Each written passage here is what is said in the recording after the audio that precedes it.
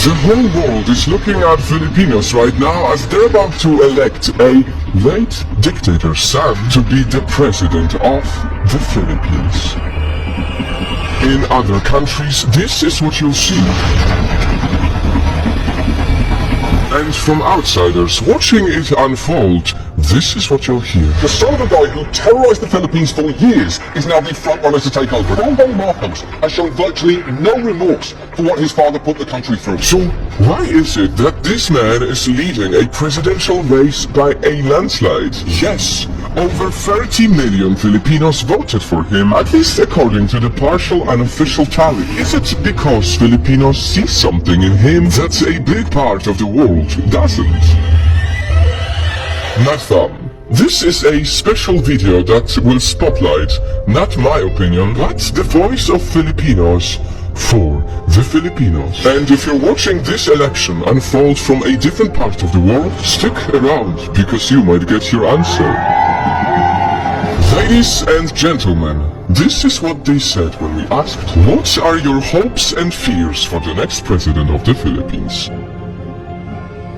One thing is definite, as it's often in the politics, there is a strong contrast in opinions. One side is already bracing for really dark times. It's a really dark time for the Philippines right now. I fear that disappearance, torture, politically detained, death, and other unlawful acts against our freedom and human rights might happen again. While the other is celebrating a bright future ahead. And as 30 plus millions of Filipino people voted for him, I don't think we have the reasons to be afraid of because, yes, majority of us believed in him.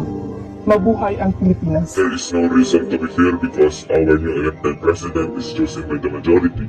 And I hope that new administration will help all the Filipinos in all of needs and put some good plans in health, education, economy, and infrastructure. It's almost like they're living in different realities, holding different sets of facts. How could I trust a leader who uses disinformation networks to promote himself, fake news, and trolls?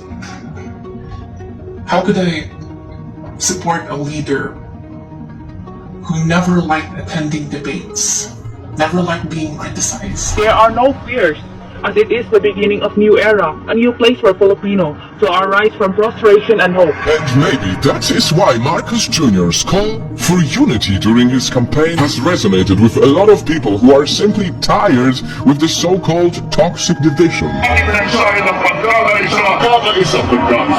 fear that the relationships, friendships that's been broken by the elections, we all have our differences, we all have our own principles and beliefs. But then the critics also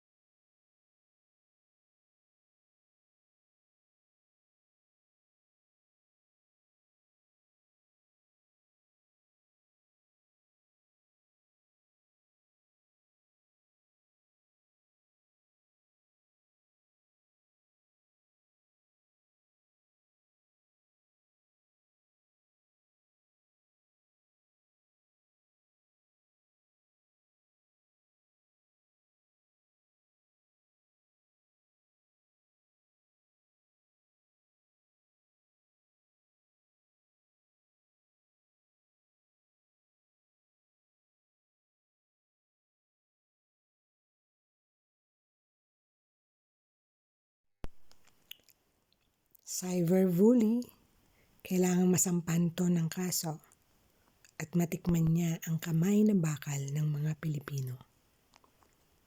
Go, go, go, lawyers!